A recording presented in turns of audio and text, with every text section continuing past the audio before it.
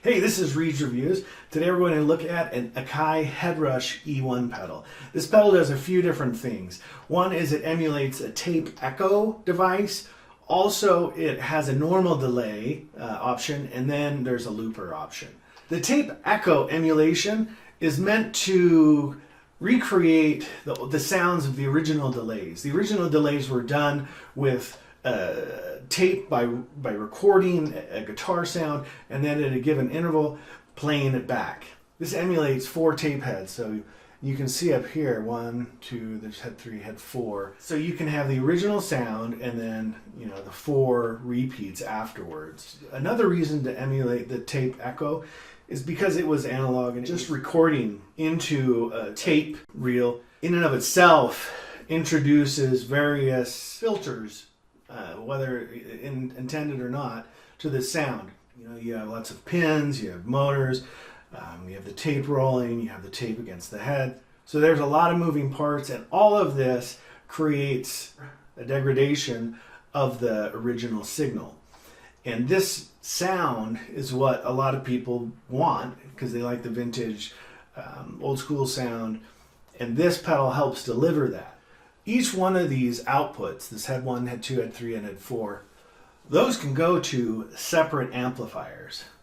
And really that's the intent for if you're going to use all of them, so that you can play your guitar with the raw signal, and then you would hear it repeat out of this, and then out of that, and then out of that, and out of that. You would have an output at a given interval in each separate amplifier.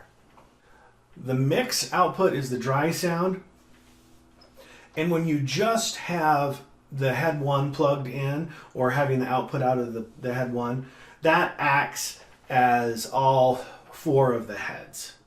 Essentially, it'd be like channeling all 4 of these into one output.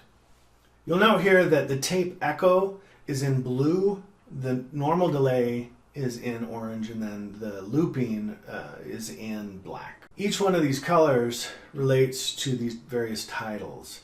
So as you can see, the tape echo have the titles on the bottom, they're blue. The normal delay are the orange, and then for looping, these aren't really relevant except for the level. Also, you can see here 2 rows of titles. The top one is for the tape echo and the delay, and the bottom one would be for the looping. So let's look at these knobs up here and how they affect the tap echo. The HF damp is the high frequency damper.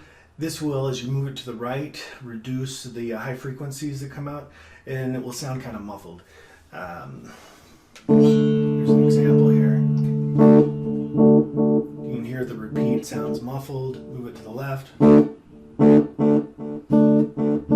can hear that it's a little brighter. The feedback is the number of times it will repeat. Tune to the right, you'll hear it echo more.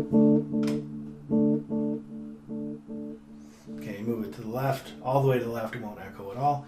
And then we have the delay time, so this is the amount of time from when you play your guitar and the delay starts. So I move to the right. It takes longer, move it to the left, it goes to 0. So you won't hear a delay. And then you'll hear the delay there. Ratio is the amount of decay between the simulated heads. The 1st, 2nd, 3rd, and 4th echo, you will hear a decrease in the echo for each one of those 4 if you move this to the right. So it's getting very quiet quickly. If you leave it on the left, it should keep the same intensity pretty much for the initial repeat. And then the head gaps, this one took me a second to figure out. We move it to the left, you should hear an even amount of space between the simulated tape heads, or the echo. Moving it to the right increases the time between the echoes, and you'll also note There's some intensity difference from the first and the second echo. So the accent is on the first, then softer, then louder, then softer, and gradually decreasing. But the intent of the head gap, again, is supposed to be the amount of delay between echoes, not from the original signal and the first echo, but between the echoes themselves. Let's switch this over to the normal delay. Now, many of these knobs here do a similar thing. You'll see that there's a different title for most of them. The ratio is not used for the normal delay, but the others are. The high frequency damper is the same thing. As you move it to the right, you'll lose the high ranges. Feedback is the same thing. It's the duration or the number of echoes that you'll hear. We have the time course and the time. To be honest with you, these are really kind of the same thing. It's a delay between originally playing and when you hear the repeat. And for the delay, the time fine is just, it's the same thing as changing the timing of the delay, but it's a fine tuning it. For both the echo, tap echo and the normal delay, you can change the tempo by clicking here. So let's go over the looper. This has a very basic looper in it. You can record one loop of up to 24 seconds if you don't do any dubbing on top of it. If you want to do an overdub, then you have to limit to about 12 seconds. The light will blink here as it gets close to the 12 seconds, telling you, hey, that if you're going to go over this, you won't be able to do any overdubbing. It will also, if you go past that, it will start blinking when it gets close to that 24 seconds to let you know that this is the end of the available memory. I'm just going to go ahead and start. So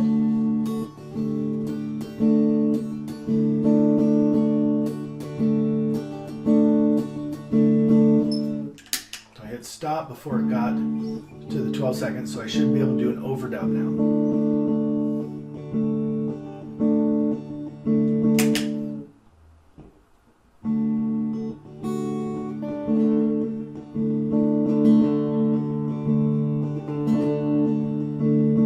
If it'll let me keep doing it.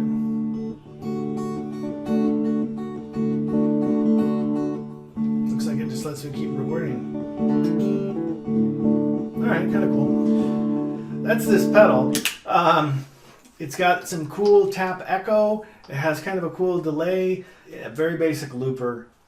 As far as me recommending this, if you're really into delay, and you want to do something kind of funky, you can get some cool sounds out of the tape echo and even the normal delay, especially when you're messing with the head cap, because it kind of creates a non-even delay sound. I don't know if psychedelic's the word, but it creates a different kind of delay that is a little out of sync, which some people might be looking for. So would I recommend it? Yeah, if you're into that kind of thing with it, as far as the delay goes, if you like that sound. Also, if you're really into a more of an analog sound, the tape echo will give you some pretty good raw echo sounds. Now, as far as the looper goes, super limited. I'm not sure that it adds a ton of value.